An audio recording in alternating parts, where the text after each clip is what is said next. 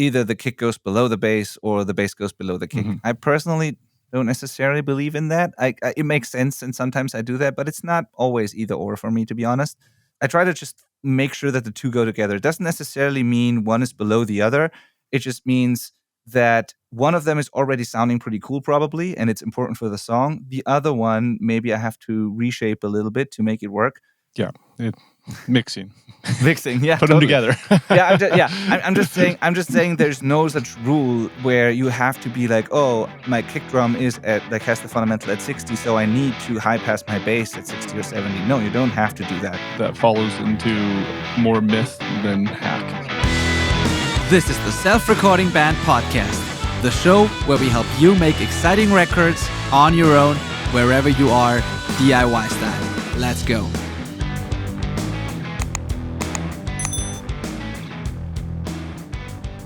Hello and welcome to the Self-Recording Band Podcast. I am your host, Benedict Hein. If you're new to the show, welcome. If you are already a listener, welcome back. So stoked to have you. If you're discovering this on YouTube, then please know that this is also a podcast, primarily a podcast. You can listen on Spotify, Apple Music, wherever you enjoy podcasts. And if you're already on one of those apps and want to see us, you can go to YouTube and watch the video version of that. I am a mixing engineer. I run a mixing studio called Outback Recordings. We mix a lot of songs per year, like 250 per year or so at the moment. And a lot of these songs are tracked by musicians themselves. So we have to deal with a lot of DIY recordings that are sometimes problematic. And we coach all these people through the recording process all the time, which led us to, starting this platform here and the podcast that you're on right now, where we help you get better and more exciting sounding records and recordings from your jam space and home studios. So if that's what you want to do, you're in the right place. Today, the topic is probably the most popular, most searched topic on the internet about mixing or mixing related topic. And it is mixing low end. We just talked to Warren Hewitt about this at an event that we were at. And you might know Warren from Produce Like a Pro, his YouTube channel. And he's also a very accomplished, well-known producer. And he mentioned on stage that at this event that this is the most searched, most popular topic and has been for a while. And I realized we haven't done an episode on this. So it's time to do that now. We're going to talk about mixing low end and our approach to getting a solid, big, consistent, and punchy low end in our mixes. And as always, I'm joined by my friend and co-host, Malcolm Owen Flood. Hello, Malcolm. How are you? Hey, Benny. I'm great, man. It's good to be back. I feel like I haven't seen you in a couple of weeks. But is it really I guess our listeners don't know that because we show up every week. Yeah, that's true. But it was just 1 week, right? You just won last week? I can't remember now, man. It's been so busy. It's been so busy. Yeah, I got to do something really cool, actually. Yeah, tell me. I went to this festival in Cumberland, which is a place on Vancouver Island where I live, folks. But my friend Lukash, who's like a film professional I work with in TV land, wanted to record live off the floor sessions of a bunch of the bands there. So we found this super cool back room with a bunch of pinball machines. It's like an arcade lunchroom, essentially. Looked super rad. And then brought in a bunch of these amazing artists to record live. And we had, I think it was 45 minutes, maybe an hour turnaround to engineer, record, and get them out the door with video. So it was this super quick little turnaround session. But the catch was that we wanted to do it without mics in the shot, so no visible microphones. So I had to use wireless lavs and all sorts of, and boom from the edge of frame and stuff like that. Very tiny desk kind of style, but even more absent of microphones than that. And it turned out super cool. I'm going to send you some, Benny, after this so you can check it out. But yeah, it was fun kind of changing it up because that's the exact opposite of making a hard rock album or something. Totally. It couldn't be more different. And it was fun mixing it as well. When every mic has every instrument in it, it's a totally different game. Well, so you mixed it too? Yep, I just mixed it over the last 2 days. And yeah, again, totally different experience than a standard traditional recording these days. It's just very different, but I really enjoyed it. And I think it turned out super cool. Yeah, totally. Yeah, it's sometimes just mixing things up in general is fun. And it requires you to think differently about things, right? And embrace the fact that everything is in everything and in every mic. And so, yeah, that's cool. That's interesting. I would love to hear that actually. Please send it over. Yeah, for sure. I mean, it's pretty amazing how good a lav mic can sound on a vocal. That's my big takeaway. That is surprising for I mean, sure. it's like it really comes down to signal and noise is really it. So getting it close like that gives you a usable close vocal source, which was super helpful in a lot of cases. The other thing I did on one, which was fun, was like you know what a lap or sorry, like a dobro Yeah. slide guitar is, right? Like lap slide. There was a player with that, and I just like didn't have anything left. All I had was a lav left for channels, so I threw it in his like sleeve, on the cuff of his sleeve. If you're watching, you can see where I'm doing. So like that hand's like resting on top of the guitar, picking away with the resonator cone there, and it's like perfect. It was just Really? like you couldn't get more close than that, right? If even if you had a mic on a stand. Are there So lots of like inconsistencies because of the movement or whatever? no, Or the like, hand's pretty like like just locked down, right? He's like okay. resting on the bridge essentially, so it's totally static. It's great. Oh wow, that's exciting. So what was what did the like the band look like? Which kind of instruments and everything, and the whole arrangement sort of? I mean, most of them were like duos or trios, like a couple Mhm. guitars and a vocal kind of thing, and that was the ideal situation for this sort of thing. Yeah. But there was one band that had, yeah, the lap slide, a fiddle, electric guitar, acoustic guitar, bass, and like a snare drum with brushes. So big band, lots of instruments, and louder, and that was much harder, but we got it done. Awesome. Okay, yeah, Yeah. that's very, very exciting. Yeah, I would love to hear that. And also, the unconventional ways of capturing things are interesting as well, because you might discover something that's actually a good idea in general. Maybe, Yeah, you kind of pick up new tricks, which is fun. You have to really put your engineering chops to the test. But then honestly, like the visual looks so much better. I can't argue with the result. It's like just having this artist in a room Mhm. belting it out without like any distractions is really cool. Awesome. Yeah, it's the experience when you watch the video is a different one then for sure. Yeah. Yeah. And then the Very cool. sonics matching the video. That was that. Okay, another cool thing Yeah. that I encourage people to experiment with is that I mixed them with the video synced and present in the session. So you're mixing to an image, which is it would turn out totally different if that picture wasn't there. Totally. Like Josh Rogosin talked about that when we had him on the podcast. He's the one who mixed I don't know how many hundreds of Tiny Desk sessions, and he talked about the importance of that a lot. Where you definitely need the picture. It's a different Yeah, you experience, have to. different mix. The result is completely different. Yeah. Yeah, the amount and type of reverb you use would change dramatically without that video there. Yeah. Yeah. Totally. I can see That's like that. the big example I kept finding. It's like, oh yeah, I can't use that. That doesn't exist in this room. Yeah. Yeah. Oh yeah. Totally. Cool. Really cool. Yeah. That and then something about big old planes. You mentioned before we started this episode. I Oh know yeah, you yeah, can't yeah, talk a lot yeah. about your TV gigs, I know, but like just the fact that you're flying around with like old war planes is like also cool. Yeah, by the time you hear this, listener, I may have been on a flight, a cross borders flight on a World War I plane. We'll see. Yeah. Yeah. That sounds like a lot of fun too. Yeah. It's been exciting November so far. Awesome. Well, great. Let's get into this episode, I'd say. So I'm curious to see how we're doing here because this could potentially be a long one, but maybe not. We'll see. So low end, I think, is one of I think it's definitely the most popular, one of the most popular topics out there and the most searched on YouTube. But I also think it makes sense that it is that way because I think it is to many people, it is one of the things that is a clear difference between a pro mix and one that sounds like a demo. If you have way too much low end or not enough at all, it like that is clearly everyone can tell that there's something wrong with it.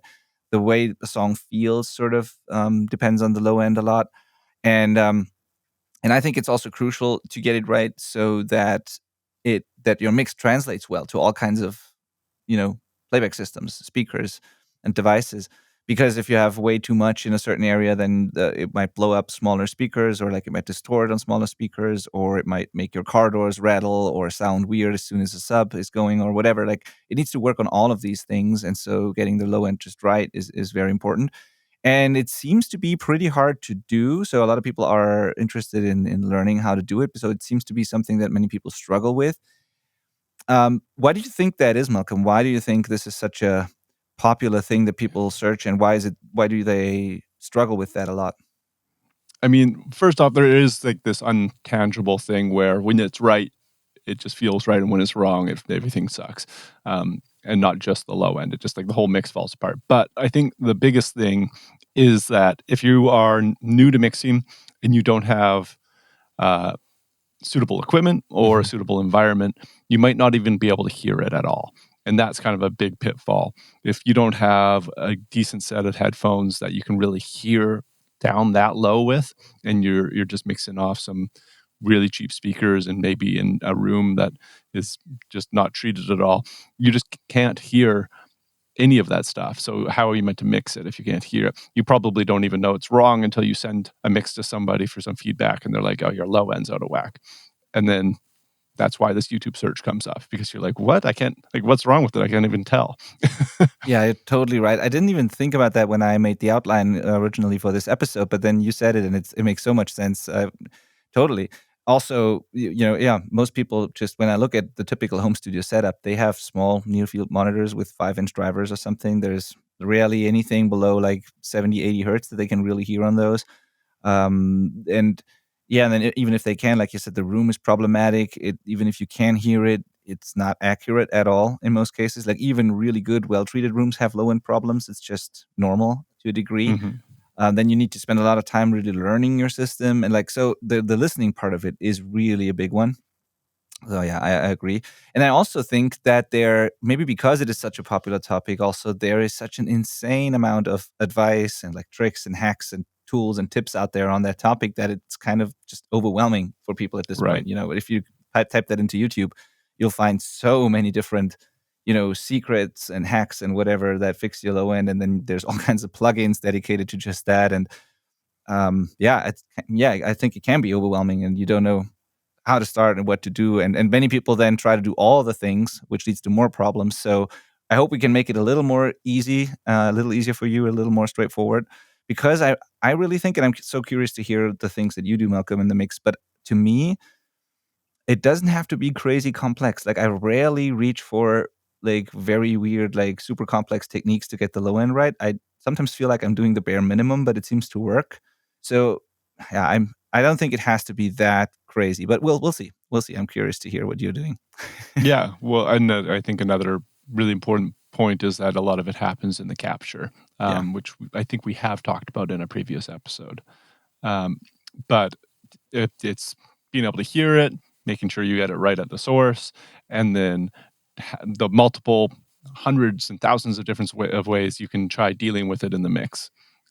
There's multiple different ways, and the reason I think that there's so many ways, not only because it's so searched and people are trying to provide content for that, is also because there's so many different circumstances that can cause an unruly low end. Is it your drum kit? Is it your bass? Or is it even your guitars? Is it Mhm. a vocal that's just rumbling away? Or is it a noise floor from buses going by your apartment and you didn't even notice were in your recording? Right? Yeah. All of these things can add up and cause problems. Totally. Even like things that are not really low end can affect the way your low end feels. Like the Mm, context is everything. The way you arrange the entire mid range and the rest of the mix totally has an impact on how the low end feels. So yeah, absolutely. So the episode that you were talking about is, oh god, it's episode 39. So I don't know wow. if I recommend listening to that, but That's a long time ago. yeah. I mean, we already knew what we were talking about. It's just I think we got better over time in how we do this podcast, but still the information is probably still relevant. The episode is called Get Your Low End Right from the Start. It's not just a mixing issue. Episode 39. So if you go to theselfrecordingband.com/39, it should take you to that. And if the redirect doesn't work anymore, then just type it in the search on the podcast page. We're in the Um, 240s now. yes, totally. Yeah, but there's this one. And then also I have a pretty popular blog post out there. I've blogged for a while and haven't done that in a while now, but I have a couple of posts that did fairly well. And one of them is this on low end, surprisingly. So it's called How to Get Your Low End Right, in brackets, before mixing. So it again is on the topic of tracking and arrangement and all that. Um, Again, if you go to our website, theselfrecordingband.com/blog, then you find a bunch of articles. And if you just use the search feature and type in low end, you'll find that article. there. It's pretty detailed, and I explain a couple of things. There's nice pictures explaining these things as well. All of that will be in the show notes too, so check that out. Now, but this time it's about what you can do in the mix. So let's skip the whole arrangement, tuning, instrument setup, tracking part, because that's covered, I think. But still keep in mind that this is super important. If your arrangement is like, if there's problem in the arrangement, if things are out of tune, can make the low end sound weird, if like the instruments are not set up properly, if there's mistakes in tracking, like we just assume that this stuff has been done right? So yeah, well, okay, I will. Tuning, maybe that's the one exception that we do mention, because that is something you can do in the mix now, to a degree, right? Like Melodyne on a bass guitar can do some wonderful things. Melodyne on any instrument can do some wonderful things sometimes. But the point we're making is that if there's dissonance in the pitch of what's going on in your mix, and like say there's a sub bass and a bass guitar and they're not in tune with each other, you're just never going to figure that out. Yeah. It's always going to sound bad. And even if there's no sub bass and it's just a bass guitar down there, but it's out of tune from your guitar is up higher, it's still not going to work. Yeah. It just doesn't become cohesive until your pitch is taken care of. So hopefully you don't have to do that in the mix. That's not a great thing to be doing. But it is something that you can try to address in the mix. Oh yeah, you're totally right. And it's crazy how it affects the feel of the low end. Sometimes even if it's not obviously out of tune, but just enough to make it a little unstable or weird in any way. And then when you tune it and all of a sudden it's almost like this relief where everything is suddenly working and sounding solid. Yeah. It's worth trying if you think something might be off there. You're totally right. Totally. Yeah. Okay, so let's assume the rest has been done properly and we're starting to mix. So one thing I like to do is, even when I'm mixing, I try to see what I can do to like improve the source tracks in a way, which means if I feel like, okay, I have a kick drum, it doesn't sound too bad maybe, but it's lacking low end, or it's lacking a certain part of the low end that I would want in the mix. Because the low end can be many different things. But let's say the kick drum is sounding pretty narrow, very punchy, but it doesn't have the weight that I want, or like the size, this like pillowy, softer feeling, like sub low end. Maybe before I try fixing that with EQ or other techniques, maybe I'll just add a sample to my existing kick drum and create a new kick drum that just sounds different, as if they had a sub kick mic or something on it. Right. So with just adding a sample like that, I can already change part of my low end without using any plugins. Or the other way around, if it's very soft and pillowy, but it's a fast song with double kicks or whatever, and I need a tighter, punchier kick drum that also like cuts through on smaller speakers, maybe I add a shorter, slightly higher tuned kick drum to that has more energy around whatever 100 hertz and not just 40 or something. So you can reshape the kick drum, especially by adding samples before you start to mix. Yeah, and what's cool about samples is that they're not only changing like the frequency response, they're also changing the dynamic consistency as well. Yeah, you can of course dial that in with multi-sample samples, or with a one shot. It's going to be obviously very consistent in that department. Oh yeah, that's a good point, because sometimes what's wrong about the low end, it's so there's, maybe we should explain that first. So to me at least, there's a few things that I listened for when I kind of form an opinion on the low end of my mix. The first one is like frequency content. So how much subs do I how much sub energy do I have? Like the really low lows of the mix, the stuff that you can feel more than you can hear it.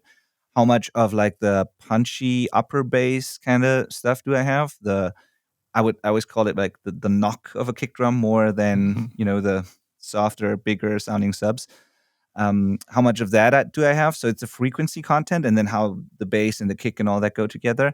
The second aspect is the dynamics, actually, like how solid and consistent is the low end, because I want a solid foundation in my mix, regardless of the parts of the song or the instruments playing. Of course, there's going to be variations, but even if the bass is going up a few notes or doing a little lick here and there or whatever, I still want a sort of a foundation. I don't want this to completely fall apart when a note changes, for example. So it needs to be a consistent, solid kind of low end. And with a kick drum, it's the same thing. If the playing is very inconsistent and some hits are way more powerful than others, then not only will the kick drum be louder and quieter, but also it will focus on different frequencies depending on how hard you hit the kick drum. So the softer hit sounds different compared to like a louder hit. And there will be all kinds of inconsistencies in your low end.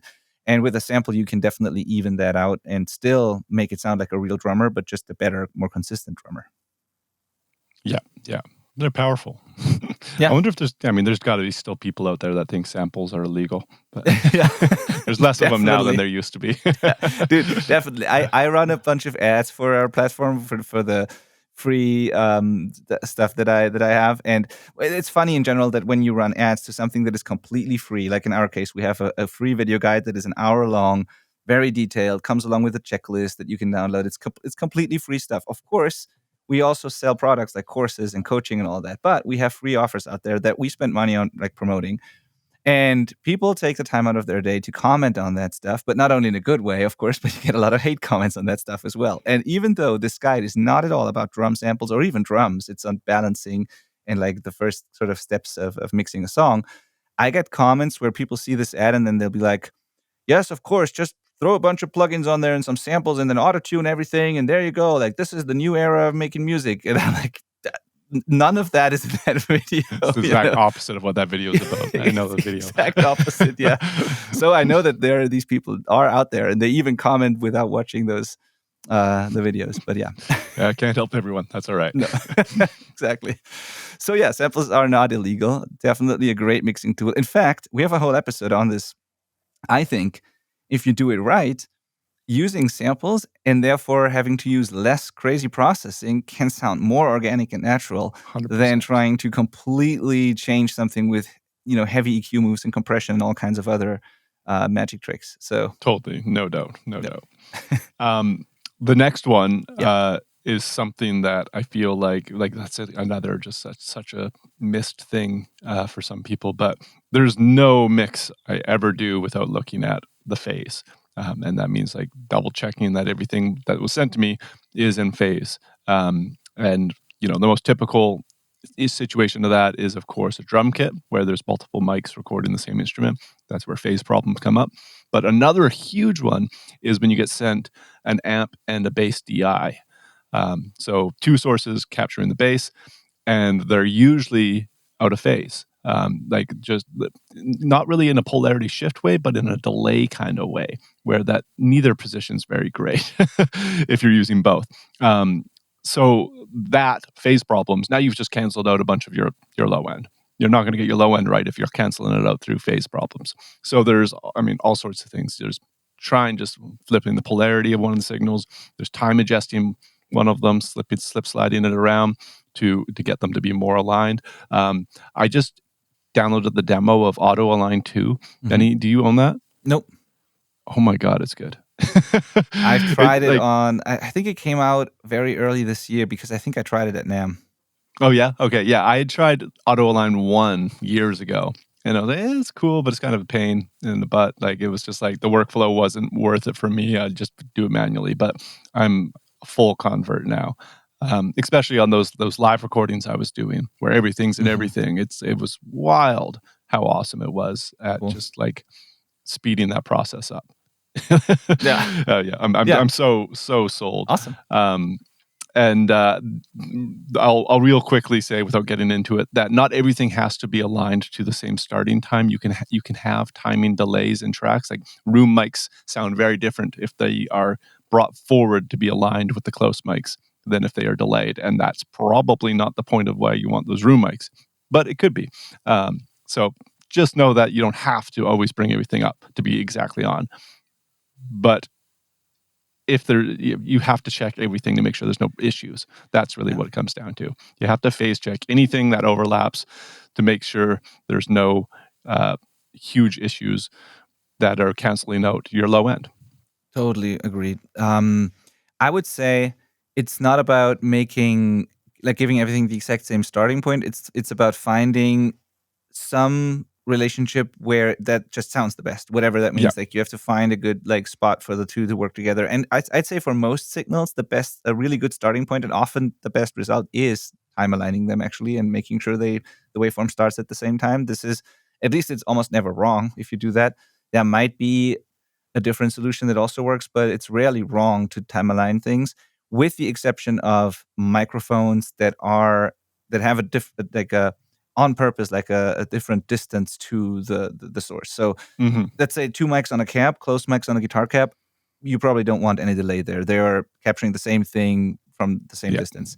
But like you said, drum close mics versus overheads versus rooms, there's an intentional delay, which is part of the depth of the whole thing. And so not necessarily a good idea to align these. Can be sometimes, um, but like a bass mic and a DI, or like multiple bass signals, there's no reason to have a time delay usually. And if you just line them up timing wise and make sure that it visually aligns in your DAW, it's rarely a bad idea. It's almost always at least a good starting point. So it's usually pretty good. To give you an example of the opposite, though, that's kind of fun. That live session, I set up like a room slap mic.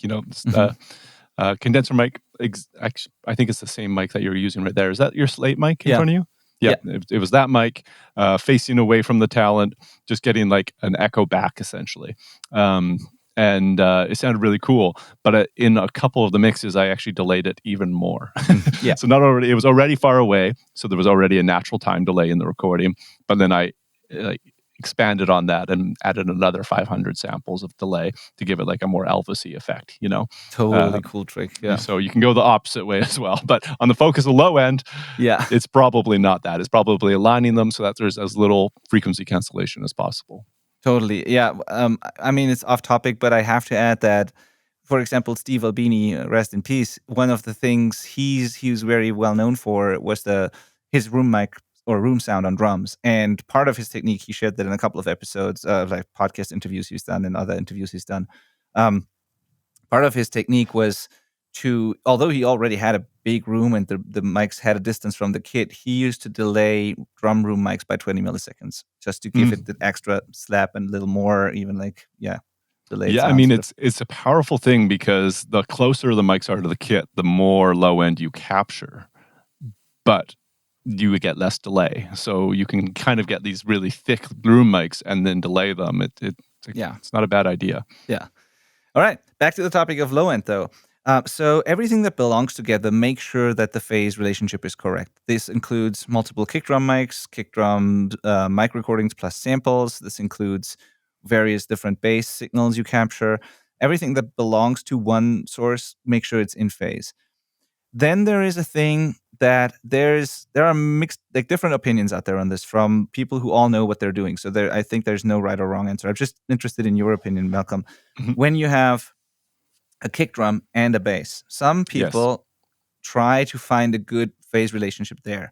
My personal opinion is electronic music where it's programmed on the grid and it's predictable that every bass note and every kick drum hit is sort of, because there are samples and it's kind of the same, where there is a fixed sort of relationship between the two. It makes absolutely sense because the speaker moves a certain way. If you look at the waveform, if it goes up, the speaker pushes out. If it goes down, the speaker gets sucked in. And so if you don't want your speaker to be told to move out and in at the same time, basically. So that's why it makes sense to find a good spot there so you get maximum punch and like a good full low end.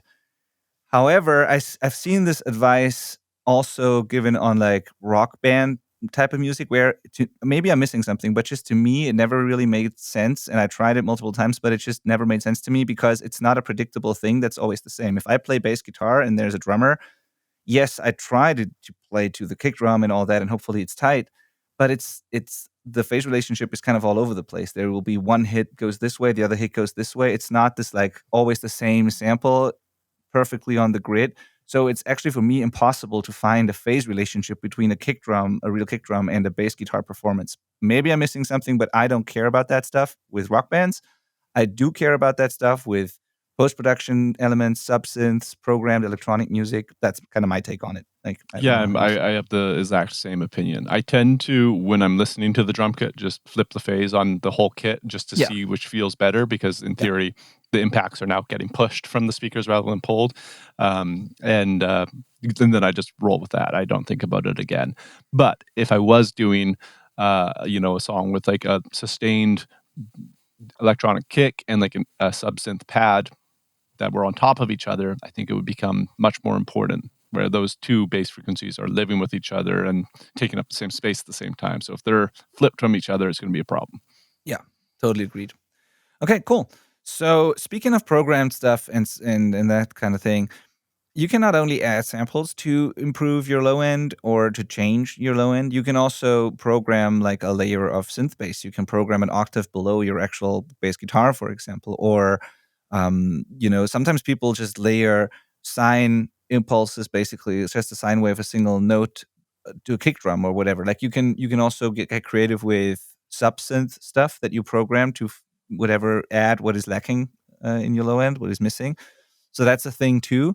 I don't do that too often, but yeah, just like you can enhance drums with samples, you could totally add a layer of weight and bass to a bass guitar by programming a MIDI bass below it, or maybe just do it in the chorus. I've done that a couple of times where Yep. I wanted to feel I wanted the chorus to feel bigger, but maybe when the chorus kicks in, the bass player goes up the neck and plays like a little lick or something, and then it just where it's supposed to be big, it's actually getting a little smaller. And if that happens, it can help to just have an octave below that for that extra weight in the chorus. Yeah. I've done that Scoop with in and distorted stuff for that. piano notes or with synths or whatever. Like, yeah. Yep. Yeah. You can enhance your low end through production, really, in that case, like post production add-ons. Yeah. Okay, cool. So next one is, I think, the one that most people think about first when it comes to low end, and this is EQ. And this is where I remember I tried a lot of like pretty complex things because I've heard advice on that on the internet, and I tried all kinds of stuff. And over the years, like now what I'm doing there is as simple as it can be. Like it's really, really simple what I do there usually. But like what do you typically do? Let's say it's a more or less typical rock band. Let's say we have drums, bass, guitars, maybe keys. Are there some common moves or at least things you look for or you check and maybe EQ a certain way usually? Like what do you do?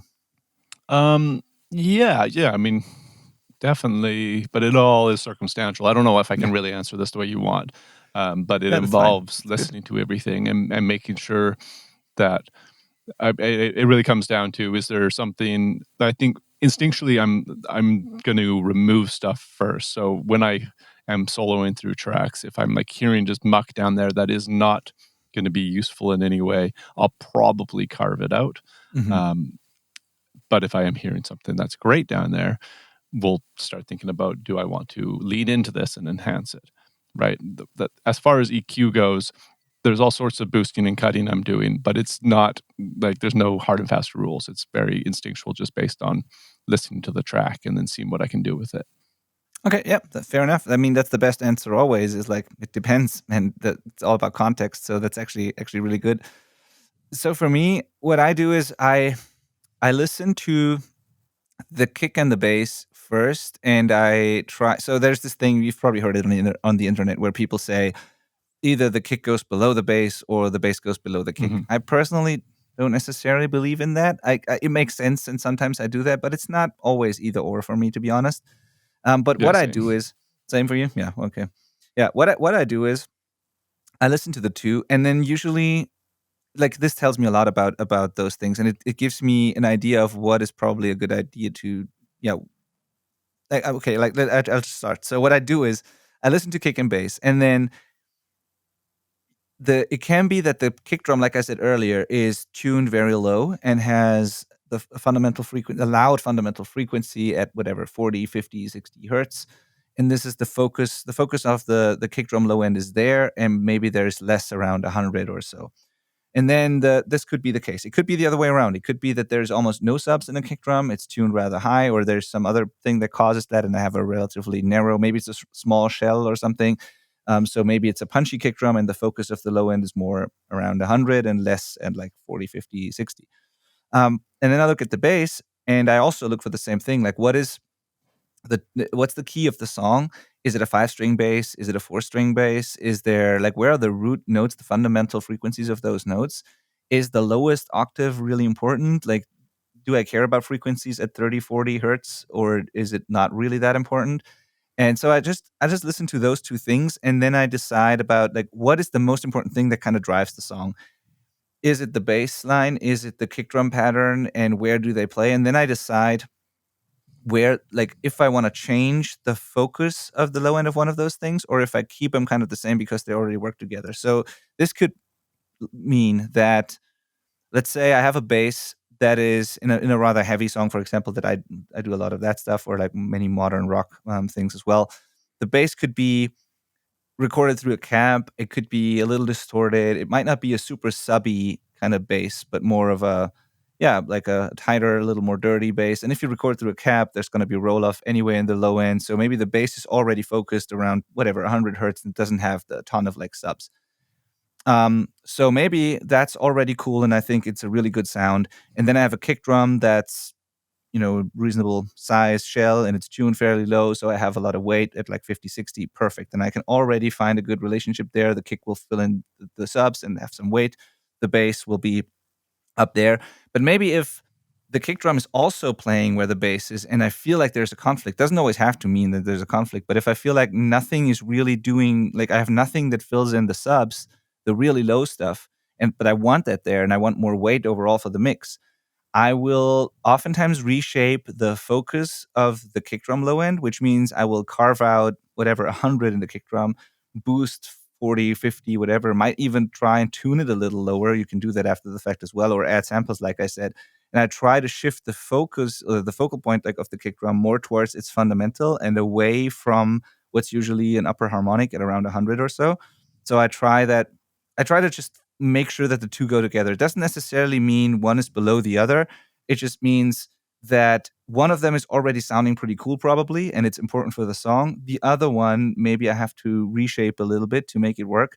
But I just try to analyze the two and figure out what the priority is for me. It's like, that's kind of how I do it. And sometimes I like the way both of them sound, and maybe they're sharing the same frequency area, and it's not even a problem for me. And in that case, I just embrace that, and maybe I send them to whatever, a bus, and compress them together just to kind of marry them together in a way. But I don't always aim for like ultimate separation there. It's more of a listening to both, figuring out what's most important, and then making sure that they both give me the feel of the low end that I want to. Yeah. Mixing. Mixing, yeah, Put totally. them together. I'm just saying there's no such rule where you have to be like, oh, my kick drum is has the fundamental at 60, so I need to high pass my bass at 60 or 70. No, you don't have to do that. Like, sometimes you can, but like, yeah. That follows into more myth than hack. And certainly it can work, and certainly you can do that, but you certainly don't need to. That is good, worth mentioning for sure.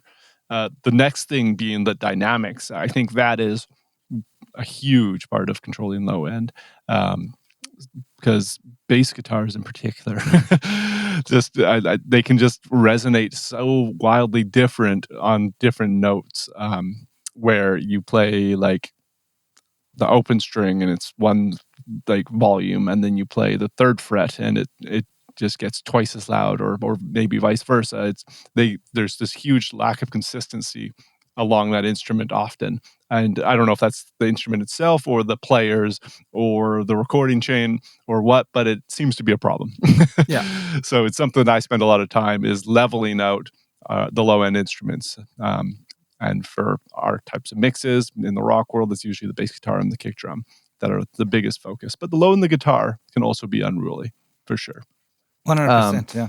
Yeah. So taming that, be it with a compressor or with limiting or with both, or I mean, we've got other things that'll also do this coming up in this outline. But getting those to be more uniform when the song calls for that is like something I do all the time.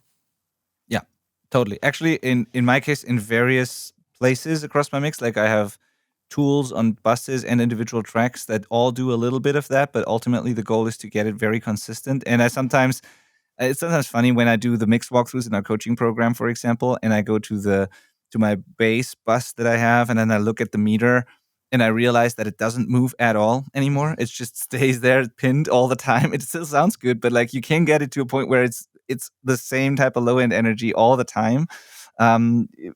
There's ways to do that, and I like it in many cases. So. Me too. If there's a place you want to experiment with going far, try experimenting on your bass guitar. Yeah, totally. Yeah, so dynamics, good point. I think even like after you've evened out the drum performance, let's say with samples, and let's say it's a consistent bass performance and all of that, the number one thing, of course, like you said, Malcolm, is compression and or limiting. You can try. That's kind of a thing. That's one of the rare. I don't do many of the fancy kind of things. I keep it usually pretty simple in my mixes. But one of the things that work very well for me is multiband compression, just to control the low end. It's not that fancy, but it's like a little more advanced compared to a normal compressor. So, for example, with a bass guitar, if I want the low end to be less dynamic, really consistent, but the overall performance, I still want those natural dynamics, the differences in like how they pick, like the pick attack, the finger sounds, whatever. If I want to keep that a little more dynamic, but the low end consistent, it can help to just compress the low end really hard and keep the rest alone, like Mm-hmm. leave the rest alone. So that can oftentimes work. So usually if you look at a bass guitar in an analyzer, you'll have this big mountain of low end, then there's usually some space carved out in the mid range, and then you have another pile of energy depending on the sound, somewhere in the upper mid range where you have your finger sound and the pick attacks and all of that. And if you leave that alone to a degree and compress just the low end, you can get both best of both worlds. So that is something Yeah. I sometimes do to even out the dynamics there. Yeah, it's a great move, and I think in our genre, that's probably where I think a lot of people miss the mark, is not get like dealing with that enough, and that can be a couple reasons. Again, going back to, you can't hear it, so you're just not dealing with it. But number two is you're afraid to go that far because like you'd be shocked at how Yeah. aggressive I'll be on a bass guitar, and I love it. Yeah. I can limit the hell and compress the hell out of those things all the time, and it gets distorted and ugly, but that's like even better. Yeah, and if you want to avoid the distortion on the low end, like a very common trick in the rock sort of genres and the heavy stuff especially is you can split up the bass track into a low and a high Mm-hmm. track sort of, and then you can compress the low end track in a very clean way, but with a lot of compression. And then you can distort the hell out of the mid and high track, whatever, and get the grid, the distortion there. So you can have a clean, big, consistent low end, but also the distortion in the mid range. This is a very common trick, Yep. actually. And I, for example, like in my mixes, I often do that followed by just a normal compressor on my, like all the different bass tracks together create my one bass guitar. One of them's already heavily compressed, which is usually just the low end. Then they go together on one bass track. There's going to be a compressor, and that's going to do quite a bit. Sometimes two compressors, sometimes a faster one and a slower one in combination. Then this goes at some point to a bass bus. Sometimes I have a parallel compression on bass as well. Then this goes at the end to like some sort of bass bus for me that can also have synth bass in it or other bassy elements. There you'll often find an L1 or some actually crappy limiter that just really slams it again and makes it super consistent. There might be a multi-band compressor, like I said. So you'll find it's not rare if you look at my sessions to find 4 or 5 compressors in different places on an already compressed bass guitar recording. Yep. And it doesn't sound weird at the end. It can still sound dynamic. It's just doing the right amount at the right spot, sort of. But I'm not careful with it for sure. Yeah. You just keep going until it sounds how you want. Is really what it comes down to, and it can take a while to get there. But you'll learn things that work for you and your tastes and preferences as well. On the splitting topic, so yeah, that is like a really great route to try and pull this off. For doing that actually falls into our EQ category of just like duplicating the bass and using filters to split them up like that. You can do that, or there's plugins that now do this for you as well, where they'll kind of automatically split them, Like multi-band processing. You mean Parallax, probably? Yeah, Parallax, Saturn, Oh, you can, whatever tool you want, any multi-band processing tool, really. Yeah, you're totally right. Totally, yeah. Okay, so dynamics. One final thing on this here, and this is goes both for EQ and dynamics. I think when you learn to mix low end, and also when you learn your speakers really and how to compensate for the flaws in your room and your speakers or headphones, I think that frequency analyzers are a fantastic tool here because no matter how well you treated your room, it will always be a little bit problematic, and it's in most rooms it will be very problematic. And if you have, like, if you look at a frequency analyzer and your song is playing and you look at whatever is below 100 or 150 hertz, if with every bass note you're playing, for example, the amount of energy drastically changes, it's probably something wrong. Not necessarily, but often. So in most good mixes, like reference mixes that I use and my own mixes that I look at, it pretty much stays in the same kind of ballpark. Like when the bass note changes, you see a change in pitch, like the frequency moves left and right, but it's not like 10 dB up there and then 5 dB down there. And like if that happens, it's probably a little too dynamic, unless it's intentional, as always. But most good mixes, when you look at them, you see a kick drum that's moving at somewhere where the fundamental is, and it's probably hitting the same amount of energy every single hit. And then you see a bass guitar moving depending on the notes they play, but it's also going to be pretty much in the ballpark. And then at around 200 or so, you're probably going to see a snare fundamental, and somewhere in between, you're going to see the guitars. But you can really learn to see those things, and then you realize they all live in a pretty narrow range of like dynamics where they just move all the time, and it's rarely something crazy that goes up and down a lot. So yeah, that's a great point. Good. On the topics, just because I mentioned Saturn, Yeah. I feel like we got to talk about saturation. Totally. Just like this wonderful thing that does dynamics and EQ at the same time for me. Wow, It's just lovely. It makes things more consistent, but it also like changes their tonal character and even vibe as well. Can make them their transients feel different as well. Saturation is such a great thing. So using that can, of course, help your low end. You can thicken it up by saturating your low end. Also worth mentioning that limiting and heavily compression can add saturation as well, but you can just go directly to a saturation tool and experiment with that as well. 100%. And that does two things. Like you say, that saturation is a form of compression. So it reduces the dynamic range of a signal. It makes it less dynamic. But it also introduces harmonics, which can be musical, like related to the fundamental note, or they can be like odd harmonics that, that just fill in the stuff in between. Both can be cool, but like what's important to know is if you have a very clean bass note, for example, that where the root note is at a certain frequency, and then of course every signal has already comes already with some harmonics, some overtones, but usually a pretty clean bass DI does not have a ton of that. You have the fundamental, a little bit of harmonic content, but it's pretty narrow. You can even, if you solo it, you can even see the individual notes on an analyzer. If you now saturate that, you'll see that next to this loud fundamental frequency, you see other frequencies pop up, and the more you saturate it, the more of those come up. And so you add overtones, harmonic content to whatever the root note is and frequency is. And that does a few wonderful things. First of all, like you said, it gives you vibe and obvious distortion if you go far. It makes it seem less, or makes it actually less dynamic, but also it adds content, like frequency content, that has a relationship to the fundamental note. And so it lets, how do I say this? Like, it makes sure that the otherwise very low bass note that might get lost on smaller speakers can now be heard on smaller speakers because you've added frequency content above the actual note. But because it is a certain series of overtones, our brain knows which root note it belongs to and can now hear that note, although it's not really there, even on smaller speakers. So you can make a bass or a kick drum or whatever actually audible on small speakers if you saturate it enough. It just adds frequency content above the signal, but that frequency content belongs to the original signal. Yeah, that is called the missing fundamental effect, correct? Yeah, there's a term for that. Yeah, totally. It's fascinating, actually. Even if you completely cut away the fundamental and you only leave the harmonics, then our brain will still hear the fundamental and will tell us like this is a low E on a bass, even if you cut that frequency entirely, our brain still knows that it is that because there's a series of overtones that only belongs to that note, and then it's a psychoacoustic effect where we still hear it. Yeah, it is fascinating. I think if you are loving your mix, sounds very big, hi-fi, and then you take it out and listen to it in the real world on your crappy car speakers or your little earbuds or something, and you're like, I can't hear half of what I was hearing in my studio setup. Try saturation to see if you can kind of bring those really like low instruments up into the audible range on these lesser systems.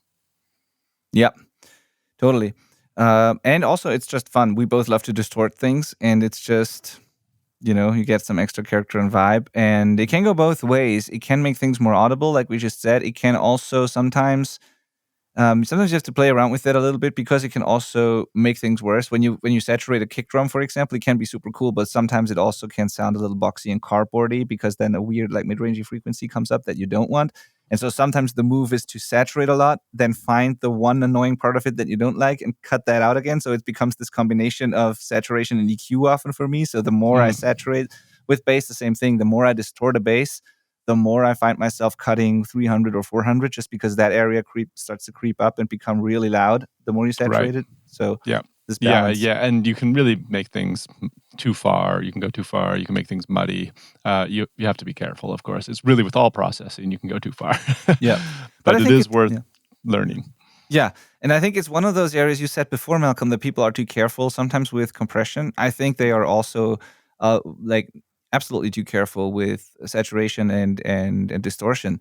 Agreed. And I really think that this is one of the most fun parts of mixing. The hardest to explain because it's so creative. There are barely any rules, but I highly encourage people to play around with saturation and distortion tools and just push it too far, break things, then dial it back a little bit and find your sweet spot. But it's so much fun doing that, and it makes things unique. And sometimes you need less compression, less EQ because of that. So just use saturation more.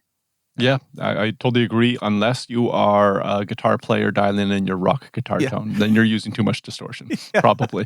If it's a distortion knob on an amp, you're using too much. Most definitely, yeah, absolutely. That's good. Yep. All right. So, speaking about the missing fundamental effect, I said if you remove the fundamental note of something and you saturate it or you just leave the overtones there, we can still hear that. That's true. Of course, you want, if it's important, you still want the fundamental there. But I just said, even if you go that far and you remove it, you will still be able to hear it. Now, sometimes I do that intentionally. Sometimes, like I said, with the bass kick relationship, for example, there are hardly any rules. But sometimes I high pass my bass guitar at 70 hertz or 80 hertz, which sounds crazy because I'm essentially removing the entire lowest octave of a bass guitar. If you look at what the fundamental frequencies are of an open E string and stuff, it starts very, very low. And so I'm removing a lot of that. But sometimes that's the move. Sometimes that focuses more on like the first harmonic sort of, or like the first octave above, and it makes the bass more focused, more gives me more growl. And sometimes I just don't need the big subby low end, and I need all the room down there for my kick or whatever. So you can totally do that. And so this gets us to the next point here, which is in general, like cleaning up the low end and using filters. It's, I think, a very big one when it comes to managing and mixing low end in general. And it's one of those things, again, where you'll find different advice out there. And I am kind of in between again, because I don't think you should high pass everything. Like high pass and low cut are the same thing, by the way, if you're wondering. I'm not one of those people who say like high pass everything and like only leave the kick and bass down there and even high pass those at a certain frequency. I'm not saying that, but I also say like at least try it on all kinds of signals, and maybe you need to high pass more. Like it can be all of those things. It totally can be. Yeah. I'm in the same boat. I've gone through both extremes of being like, oh, this makes sense. I'm going to carve everything out. And then I've gone back and just like not used a single high pass on a mix and been like, this sounds great. I don't know. I don't know what the answer is.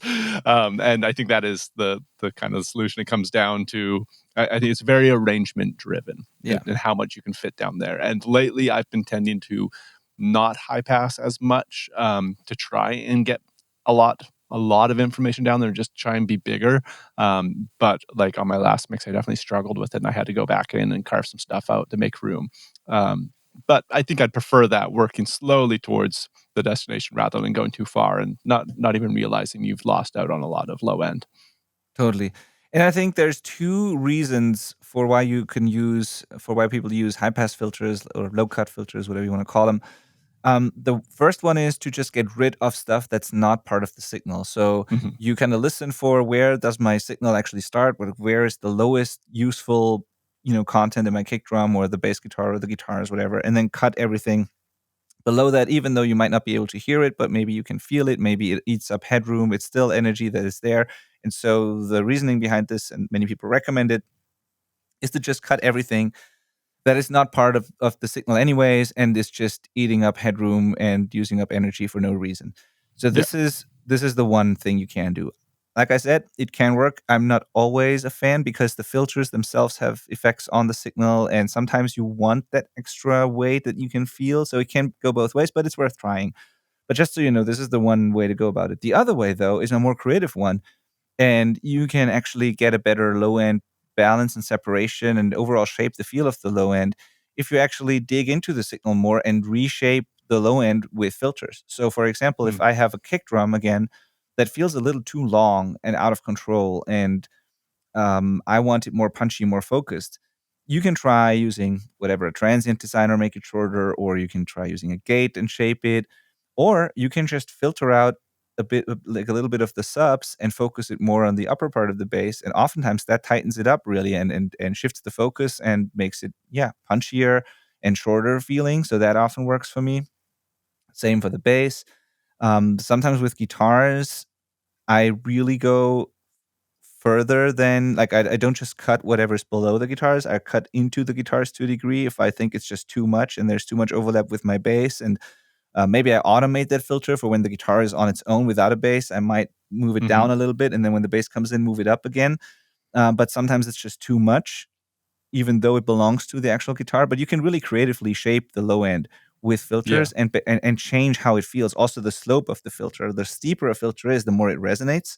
So at the point where the filter sets in, you get an actual boost. You don't see that necessarily on your filter, but where the filter sets in, there's actually a boost, a little resonance there. And so you can kind of boost and cut at the same time. If you apply a steep low cut filter to a floor tom at like whatever 80 hertz or something, it might mean that you have less sub rumble, but at the same time a slight boost at a frequency that can be really cool. And the steeper the filter, the more of that you get. So you can really creatively shape low end with just filters, and I like to do that a lot. There's a bit of a mindset shift that happens when we start thinking about filters, because up until now we've been really focused on how does this change the low end of the instrument we're listening to. But when it comes to filters, it's more about how does all of the low end instruments that occupy the same space fit together. It's more Mhm. of like a carving to put the pieces together. It's like the assembly part, I guess, Yeah. where like the dynamics is more about like, okay, we just need to get this bass guitar out of control, for example.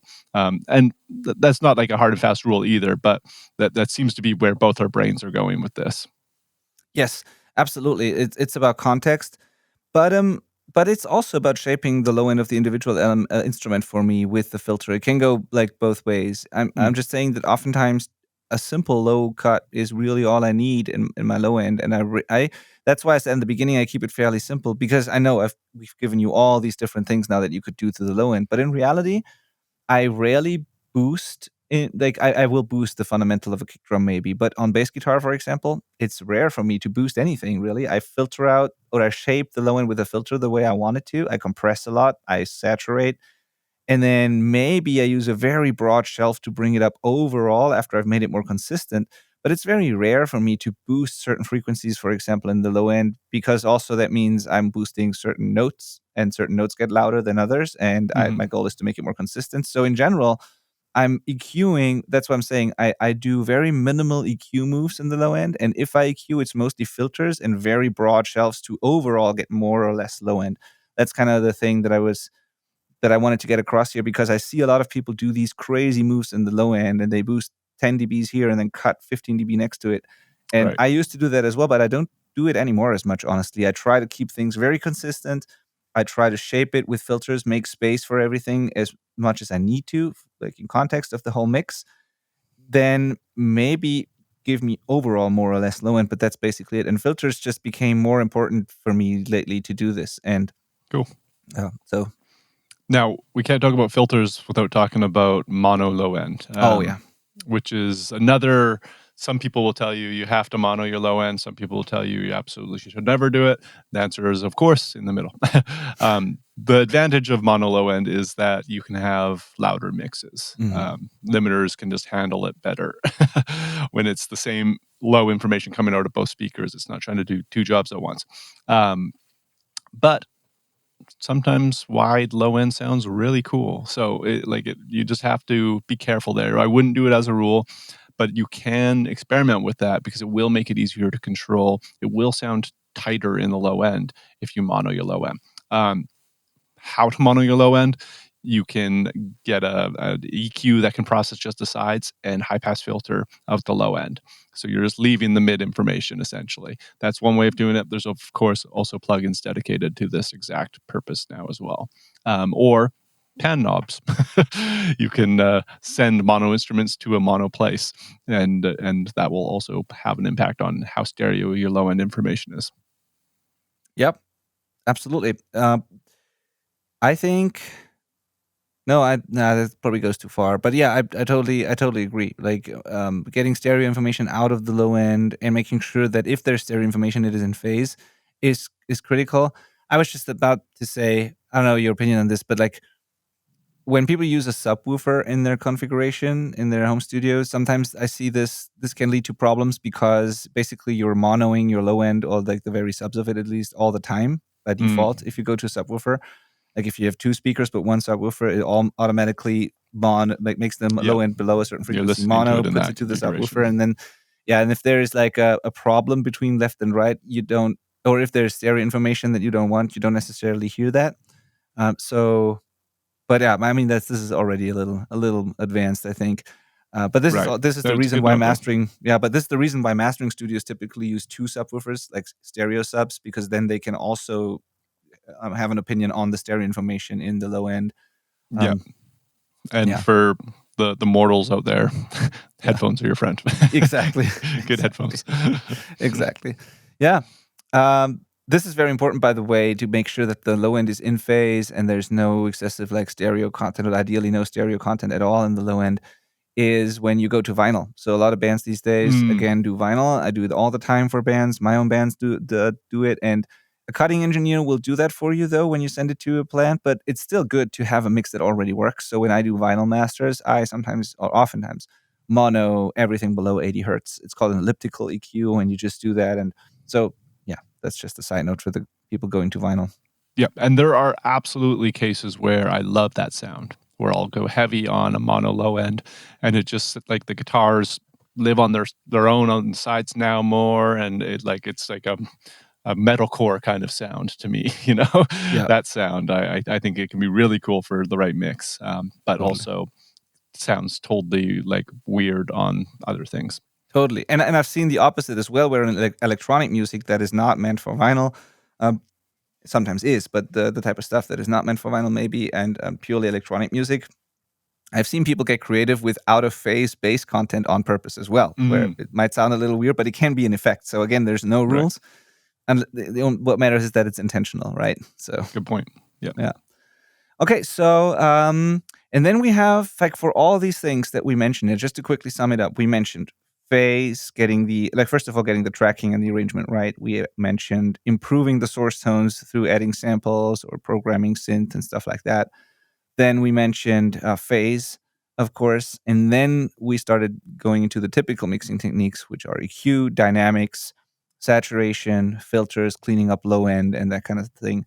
So all of these things, with the exception of like the beginning part of the samples in there, but like EQ, dynamics, that department, there are advanced tools now and certain techniques that combine these things and certain plugins that do it automatically for you that I think we should mention as well.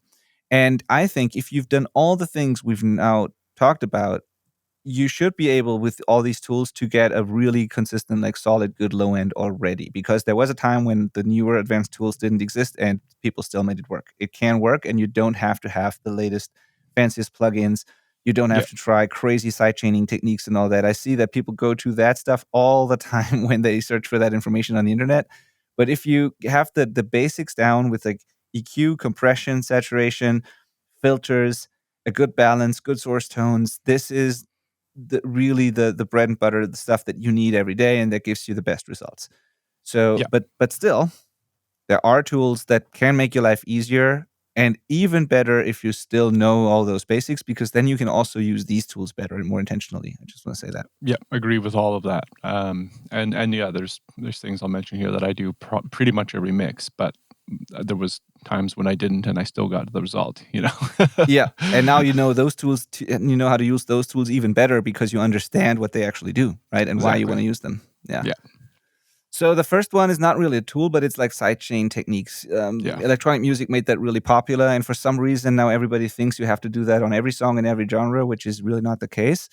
But what that basically means is you can compress a signal and then set the compressor so that it listens to a different signal, but applies the compression to the signal that it lives on. So you can have a bass, put the compressor on the bass. But now you can tell the compressor, hey, listen to the kick drum. And every time the kick drum hits, turn down the bass. So it applies the compression to the bass, but the signal that causes it to compress comes from the kick drum. This is the classic sort of thing. It's a ducking effect. And so electronic music, you know that effect is there's a bass line. Every time the kick drum hits, the bass gets quieter and it moves with the kick drum. Super cool, creative effect. Doesn't mean you have to do that in every single genre. It can sometimes be a good move if you want some more movement in the low end. It can sometimes give the impression of like a little more energy and like the kick drum, pushing everything down a little bit. And sometimes it can make it a little more transparent because you avoid the buildup that happens when kick and bass happen at the same time. But it's not something that has to be done on every mix. And I have talked to many people who believe that this is the case. It's not, but it's worth trying. That's my take on it. And I do it a lot. But I do it in a more transparent multiband way than the EDM community does. Where the entire bass is going whoom, whoom, whoom. I'm not doing that. I'm just like the sub frequencies are maybe ducking when my kick hits on my bass guitar, getting out of the way, so there isn't like that compounded effect of them both slamming into my limiter. So it's like you can't even hear it, but it changes how hard my limiter is getting hit and lets me get my mix a little bit louder. If it's a loudness, orientated mix. Let me explain that real quick for people. So you put, for example, FabFilter Pro MB on a bass or something. Exactly. Then you only use the low end band and you set it to external sidechain, and then you make the low end and just the low end band of the multi-band compressor to turn down your bass low end when the kick drum hits, right? Yep, and very fast, very quick. Just ducks out of the way whenever there's a kick hit. Yeah. And what it does is, with the limiter is a great point there. What it does is, like, if you, let's say, you have a bass that just sustained notes down there, and then you have a kick drum coming in at whatever, 60 hertz, coming in and out there. Every time that happens, and you already have a certain amount of energy at 60 hertz, and then the kick drum adds to that, the two together will create a bigger amount of energy there. And so when you have a limiter on your master, or you have mix bus compressor, whatever, this will cause all your mix bus processing and limiting to just work a little harder every time the kick drum comes in, because the overall amount of low end gets bigger, gets louder. If you do what you just said, Malcolm, you keep the overall amount of low end more consistent, or you can even kind of keep it the same, so that the limiter doesn't do an extra 3 dBs every time the kick drum hits, basically. And then that will get you the overall volume up, because now you can maybe limit a dB or two harder because of that. So exactly, yeah, precisely do that. And I mean, that's a low end example, but I sometimes will do the same with guitars and snare drum. Sometimes I'll sidechain the vocal frequencies out of guitars. Like, these are all not every time examples, but certain tricks you can do with this technique. And but in low end, they can definitely give you some extra control. Yeah. Make sure you're doing it intentionally, though, and with kind of the thought process behind it that we just outlined. And don't just do it because you think it needs to be done. Like, really understand what's going on, then play around with it. Also, the amount of it matters. You can target a very specific frequency, or all the low end, or the entire instrument. Yeah. When you do things like timing. vocal. Yeah, totally. Yeah, timing, exactly. How quickly it sets in and how quickly it releases. This can determine and even how transparent it is. The delay compensation plays in. Are you even effectively doing this in fast enough? Or is it happening slower than you think it is? If you can't hear it accurately and you don't know that it's perfect, I wouldn't do it, because there's a chance that your DAW isn't set up to be able to perform this in real time, and then you are just kind of butchering your mix for no reason. This is very good advice in general. That, like, make sure you can actually hear the tweaks you're doing, like the things you're making, because if you can't, maybe you're not there yet, or you haven't figured it out yet. But I would never do any mixing decision just because. I will only do things if I can A/B it and it's clearly better. And if I can't, I either have to try harder, do more of it, or like learn to listen, get different speakers, whatever. But if I can't hear it, I'm definitely not doing it. So there's always a reason why we do things in mixing. Exactly. Yeah. Also, keep your stereo image in mind with sidechaining in general. kind of unrelated, but you mentioned it with, for example, guitars and vocals. It can work, but also, do you really like? It totally depends, because do you really always want your guitars to on the sides become quieter when the vocal in the middle comes in, and things like that? Like, everything affects everything. Be intentional, know what's going on, and then It's one of those things that in theory, and I think why people think that you have to do this on every mix now is because when you just discuss it, in theory, it seems like, well, that seems like ideal. Why wouldn't we just do that, right? But it's just not how the real world behaves either, Yeah. right? So like ultimately, people want it to sound like music, and you can take it away from that if you're not careful. Totally. Yeah, it's the fast and seemingly like easy and also kind of lazy solution, because instead of manually figuring out what's cool and not so cool about the low end and carving it out manually and compressing it and all that, you can just put sidechain compression on it and think, well, it goes away when the kick drum hits, so I don't have to do anything else, right? So, Yeah. but it's not the reality. You're right. But Cool. yeah, on the low end control of that same concept that I just described, Jason Joshua talked about that when we got to see him in Hamburg 2 years ago now. Wow, or Wow, a year yeah. ago. A year really. ago. Yeah, yeah, Yeah. and he like his sub bass is fully ducking like to 0, I think, when his 808 kick hits.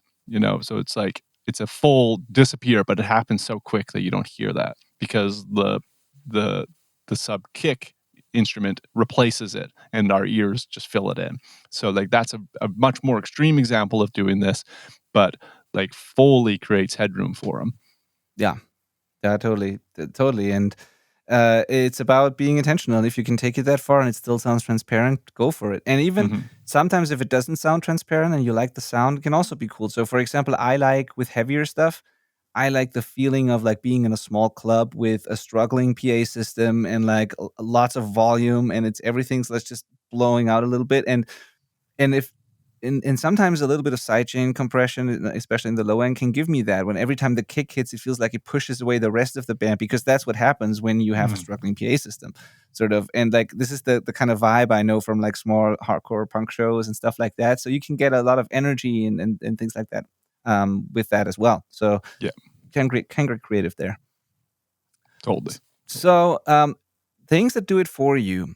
On the topic of sidechaining, there's a plugin called Track Spacer that does basically that for you. You don't have to do it manually. It does a little more than that, but it kind of, you put it on 2 tracks or more, I think. I'm not even sure if like how many, but like you do it on tracks that kind of are supposed to work together, and then it finds overlapping frequencies, ducks stuff when other stuff comes in. And you can overdo it, of course, as with all these things, but it can also really be a good solution in some cases. I would not say like rely on this super heavily and get lazy, but it is a great plugin and it can make an otherwise manual, tedious process a little quicker. But it's still good to know what's going on under the hood and how to use it. Yeah, Soothe, very similar concept. Soothe works as standalone, but it can also receive a sidechain input. Yeah. And then it'll try and remove based on what it's hearing. So Yep. the example being that guitar example I gave, where the vocal frequencies are going to get pulled out of the guitar frequencies to kind of create space for those vocal frequencies. It's often way too extreme to do, but it can work. Totally. And I wanted to mention Soothe 2 specifically, because Soothe 1 was made for like resonance control, specifically in the mid range and the top end, so harsh guitars, harsh cymbals, stuff like that. Whereas Soothe 2, you can use it to very precisely evening out like bass notes. It works really, really well for that, actually. So if you let it only focus on the bass part on the low end, like below 100 or whatever, and you dial it in so that it detects the loudest peaks and turns them down a certain degree, you can really even out bass guitar parts. And it's kind of crazy how well it works. I really love that one, I have to say. Like, yeah, I it's don't a great know plugin. I don't know of a manual way that does it that well, honestly. It's basically dynamic EQ, but with a lot of moving bands. And so if you guys like listening and you tried like if you've tried Soothe before but never on low end, try that with Soothe 2. It's really fantastic, and I've fixed many inconsistent bass recordings by just letting it focus on the low end and turning it to the point where I feel like all the bass notes are now the same volume, sort of, and it's really cool. Yeah. It's people sleep on it as a sidechain tool and as a low end tool. It's both those things. Sidechain is also fantastic on it. You're totally right. Yeah. Cool. And then there's dynamic EQ, not just Soothe, but like if you have Pro Q3, for example, and you find that the low end's fine, but maybe there's one or two notes that are just sticking out. So every time those notes are being played on the bass, it just gets a little louder. Or the other way around, maybe there's one or two notes that are just too quiet, get lost in the mix.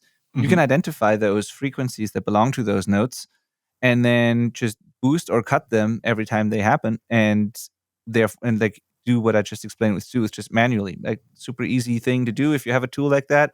Just look at the analyzer while the bass is playing. Then when the note comes in that you feel like it's too quiet, see which frequency that was, put a dot there, turn up dial in the dynamic EQ, and then every time that comes in, make it either boost or cut. But you can, Even turn it up or out. down certain notes. Yeah. Yep.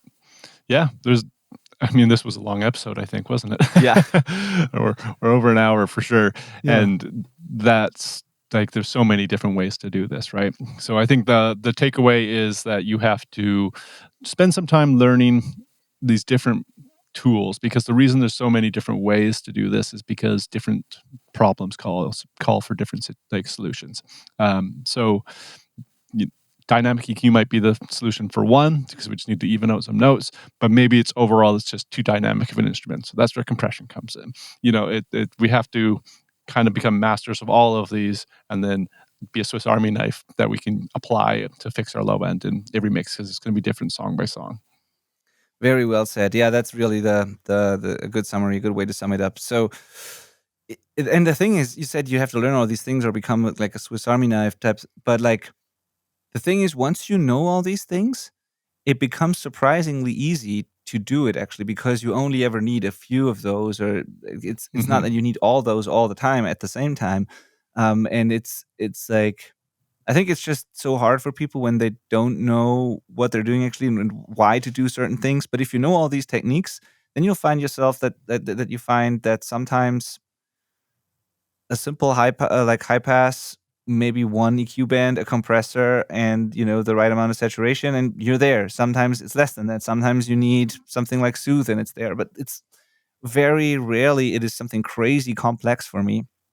And yeah, the funny part is you need to learn these basics. You need to know all that stuff. That's effort and a lot of work in the beginning. But once you have that, it's so much clearer what to do, and it becomes so much easier to mix low end, and it's not that mystery anymore. But there are no shortcuts, unfortunately. And even with those fancy advanced tools, I think there's no way around learning the principles of EQ, compression, saturation, and you just have to do that. Yeah, and ultimately, learning these, you're also going to learn just to be able to hear it, and that's kind of the biggest hurdle, and the most important thing, honestly, is just being able to actually identify what you need to do. I 100% agree. Yeah. And if that all seems even more overwhelming now, I'm very sorry if that happened, because I realize I always say, like, I often say we're going to make it more easy, and then we go into these long episodes and it's even more complex. No, it's really not. It's just, it seems complex maybe because you don't know what we know yet. And so it seems like a complex, crazy thing to you, when it's in reality really not, once you know these basics. And so if you need help with that and you want to learn those basics, like how to EQ properly, how to listen for things, how to use compressors properly, how to saturate things, like all the stuff we talked about, so that you can put the pieces together at the end and like be intentional about these decisions and also understand the fancy tools better. If you're interested in that, I can offer you my personal help. So if you go to theselfrecordingband.com and you hit the little apply button there, it takes you to a questionnaire. You can fill that out. And then if I accept your application to work with us, then we'll jump on a completely free call and we'll see if we have a solution that actually helps you understand all of this. We have various programs, from starting with courses all the way to like a personal full-on like mentoring program. We've helped many people before, and the best way to learn this stuff is to actually do it with someone, with guidance, see someone else do it on your material, then do it yourself again, get feedback and advice on what to listen for and all of that. There's no better way of learning than that. And if you're interested, go to theselfrecordingband.com. Awesome. Hope you enjoyed nerding out with us. Yeah, I really hope you did. All right. See you next week. And thank you for listening and watching. Adios. Bye.